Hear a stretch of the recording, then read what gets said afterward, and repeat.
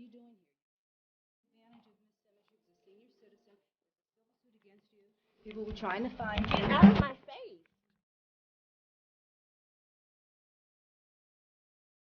Time and time again, the CBS 2 investigators received tips from viewers who claimed to have been scammed or ripped off. With fraud being difficult for law enforcement to pursue, victims are left empty-handed and confused about what exactly happened to them. One particular tip that jumped out at me was about a woman who turned Chicago into her own playground. The CBS 2 investigators take you along in catching Candace Clark.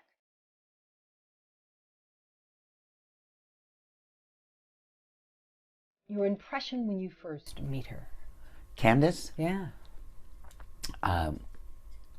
Kind, timid, shy, soft-spoken. Your impression now? A liar, a fake, a psychopath, a sociopath, a thief, a betrayer. There is clearly something special about Candace Clark. Good afternoon. She often stands before a room full of admirers. I appreciate people wanting the same things that I'm wanting and looking for justice the same way that I'm looking for justice. Her resume boasts an undergrad degree in criminology from UIC, an MBA from DePaul, prestigious positions in community service. Director Clark has created a new program called the Robbins Reconstruction Act. All of this is impressive. None of it is true. The UIC degree? Never happened. MBA from DePaul? Nope. All these jobs? No record. Community service? No history. Then raise your right hand. So why is Clark standing before a judge taking an oath? I, Candace Clark, Not just once, but often. Affirm. February, May, and November. and the laws of the state of Illinois, Candace Clark is the first African-American woman to hold the Director of Special Investigations position in the state of Illinois. But this is all fake. There is no such position in the state of Illinois. We must document this occasion. So who are these people, and why are they attending a phony ceremony? Why? Because Candace Clark hired them. Rich Daniels, City Lights Orchestra. Singer Suzanne Palmer.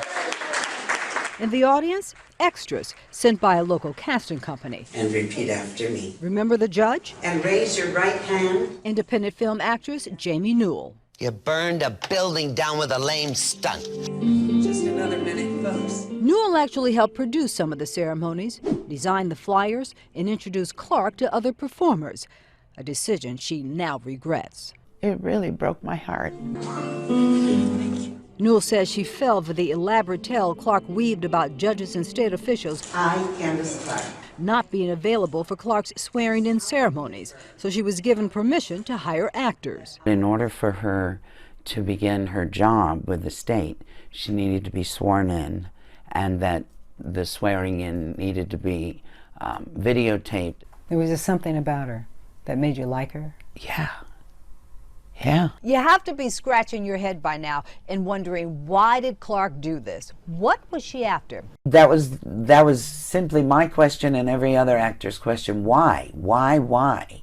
The only explanation that I've heard that seems to make sense is that she was trying to create enough proof of who she was and the selfless acts that she was doing for the state, that they were going to then get wonderful donations from large corporations. That's what she told you?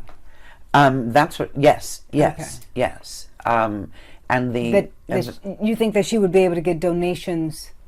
Based on proving to a corporation that she is who she is. So you think she was ultimately going to try and scam corporations? Absolutely. And also, did you know the Great Lakes Naval? Huh? The Great Lakes Naval Academy brought in a group to do to be the color guards. For when? For which event was this? UIC. For the one that you produced? Yes. How many actors again would you say? And how much were the actors supposed to be paid, and were they paid? No, nobody has been paid. Nobody? Nobody has been paid. And there are people like I had a translator who had to give up. She gave up a workshop. You know, somebody who signed the program. I had a woman who teaches for special needs. She was the singer at the program. She gave up that day of teaching. So they not only didn't get paid, they lost money of the things they were supposed to do on those days that they, you know. So how much were they supposed to get paid? Well, each person is different. You know, the singer got paid different, roughly between $350 to $800. You know, for an event. And no one got paid? No money passed through anyone's hands. And I'm honored to... I felt proud that she was the first African American in this position. Great pleasure and a privilege. And to know that it was all a fake, a hoax. Add up what Clark owes Newell, the singers, musicians, casting company, sign language interpreter, and extras. It's nearly $21,000. In late October, Newell finally learned from a friend Clark never worked for the government and everyone had been duped. I was blown away. I was mortified. I was shocked. I don't understand people that do stuff like this. I went undercover at one of the ceremonies looking for answers. My iPhone video is a little shaky because I'm nervous as Clark is walking toward me. I think I've been made. I'm sorry, but this is supposed to be an invitation only. She couldn't figure out how she knew me, but she knew she didn't hire me. She politely asked me to leave. And we don't even know who invited you, so. I was kicked out. I left, but soon returned to confront Clark. There's a civil suit against you. People were trying to find you. Out of my face. Can you guys stop? No, I'd like her to answer some questions. I'm gonna The ask. main question, why produce this elaborate hoax? We're not the only ones asking. I just want to understand, like, what's the purpose? The question comes from members of the Moorish Science Temple of America. I believe justice is justice. They believed Clark was a prominent state official because they had attended her ceremonies. We were believing that this woman would be of assistance to us. And a community. At the time, they had no idea most of these people were actors. Director Clark has created a new program. Reading from a script Clark had written. Then one of them came across this Facebook post calling Clark a scammer. They now wonder if they were her next target. Very displeased. Just very displeased. She got me good. Darlene Simmons posted that Facebook message. She got me good. Simmons met Clark in 2014.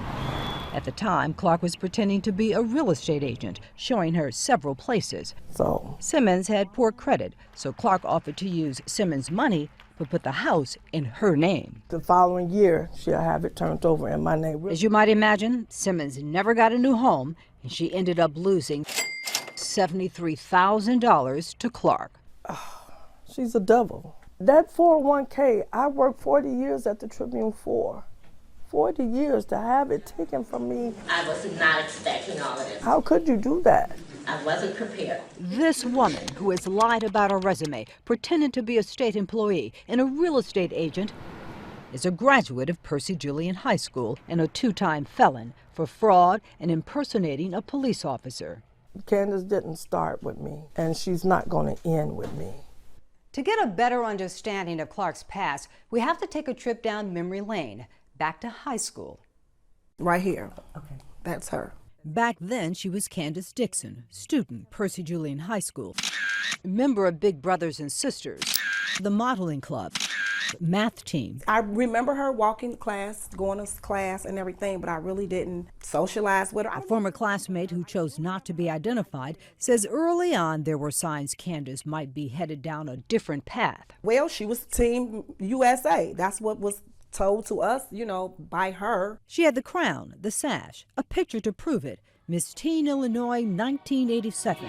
Only there's one little problem. The 1987 Miss Teen USA pageant. We found the video with all the state winners, including Miss Illinois. Danielle Reese, Riverwood, Illinois. Surprise, surprise, it was not Candace. But Candace Clark is not in high school anymore. Some would argue that Clark is best known for wreaking havoc on Chicagoland homeowners. Let's take you back to January 2020. The thunderous knock Come to the door. of Cook County Sheriff's officers. An intimidating sound to most. Hello? Sweet music to Fiore Hedera's ears. Now I am happy. It happened today. I can't. You see, this is her house. And sheriff's officers are here to help her take it back. So to finally be here. Yeah, this is a nice feeling. But it was hell for 4 months. I don't know, we have bad feeling. Hedera and her husband advertised their urban North Side mansion for several $1,000s a month. Clark had her eyes on the prize. She'd signed a lease to pay $9,000 a month, but never paid a penny. You gave the realtor the keys. The realtor had the Yes. keys. Mm-hmm. And you'd gone over and spent $5,000 to clean the place and to paint it. And then there was a tent broken. You had to make some repairs. Yeah. Mm-hmm. And doors. Change the locks. Mm-hmm. Clark then gave Hedera the check she was waiting for. She gave you an $18,000 check? It's a fraud check, yeah. Forged. Uh-huh. Fake. Fake. When did you find The that? number doesn't match. Even normal person, when you see the check, cutting, passing, you know, she did it by herself. There is not normal check like that. So at that moment when you realized she's given you a fake check. We called her. Candace, why the check is fraud? And she said, oh, I lost my check. All my checks, I lost it. Clark looked good on paper. She had a state job, an annual income of $288,000, and a credit score of 734. The problem? It was all a lie. One thing is for certain, Clark will never live here again. But the 5-bedroom, 5-bath, $2.5 million mini mansion is not the house Hedera left. I can't believe it. Liquor bottles litter the floor. Wow. It reeks of cigarette smoke, spoiled food. They damaged everything. Didn't clean. The back door? They broke it. And they left behind many of their belongings, including something you won't believe. Hedera found this printer, and then there were these. Phony Bank of America checks, each one of them with the same check number. What was Clark up to? You decide. Here's what we do know. At least 2 of Clark's victims showed us bounced checks with the same check number as the fake ones found in the house. We lost almost $50,000. Hedera is not the only homeowner Clark is accused of swindling. Since 2016, the CBS 2 investigators confirmed Clark has been evicted from 8 locations, modest condos to luxury mansions, cheating landlords out of nearly $250,000. But it's not just homeowners. Clark also targeted those looking for somewhere to live, too. She's evil. She's a monster. Stanita Ware was one of the few willing to go on camera. And her story dates back 2 decades. I had to share my story because it didn't start just now. This happened 20 years ago. Ware was a college student with a 2-year-old son when she says she was conned by Clark. Back then, Clark was pretending to work for a nonprofit that helped young mothers buy homes. She was awesome. She seemed like she really cared about my life. Ware ended up giving Clark more than $3,000. What person can sleep at night knowing that I'm taking money from this woman's child? Ware not only had a compelling story. Is that you? That's me. She had video. And I want to thank you for coming out.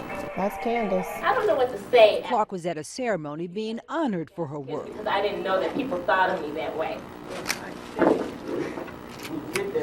That's all fake. It's indeed an honor to be here. But at the time, a young Ware praised her friend with a poem. A good friend and a mentor. So those titles best describes you. I was really excited for my friend, and to know that it was all fake, that hurts. I try to do what I can for young women. Over the years, a lot of people claim to have been hurt by Clark. One viewer sent us this 2007 police report from Hazel Crest. The complaint? Candace Clark was posing as a law enforcement officer and selling goods police had confiscated from drug dealers. The accuser says she gave Clark $6,000 and got nothing in return. Altogether, we identified 86 people and companies that have lost money to Clark.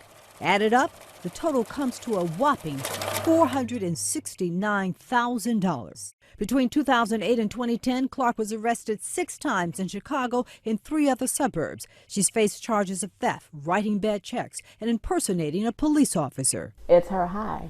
She's not going to stop.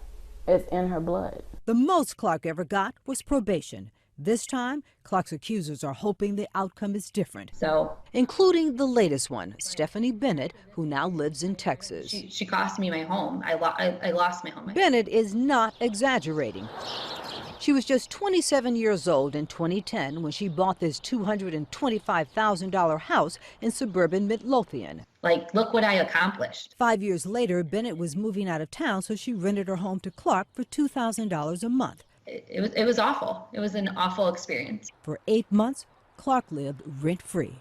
When she left, the place was a mess, and Bennett was $16,000 in the hole. I couldn't keep up with the payment of someone trashing my home and then the repairs that would need to be done. I had to go into foreclosure. And then Bennett now echoes what others have said when asked about Clark's future and the next place she should call home. Behind bars for a while, a long while. Chicago police arrested Candace Clark on January 17, 2020. I had been tracking her trail and talking to her victims for weeks leading to her arrest, listening to their emotional and painful stories of losing thousands of dollars to Clark.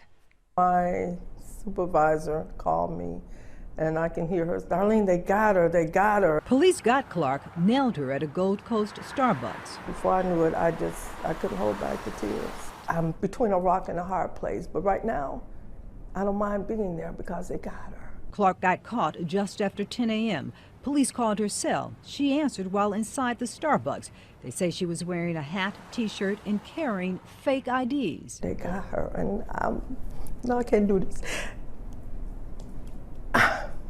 The timing of her arrest, shortly after my previous stories appeared on TV and in social media, is no surprise to CBS 2 legal analyst Irv Miller. I think the fact that you're doing this and letting the public know about it will light a fire under the police department.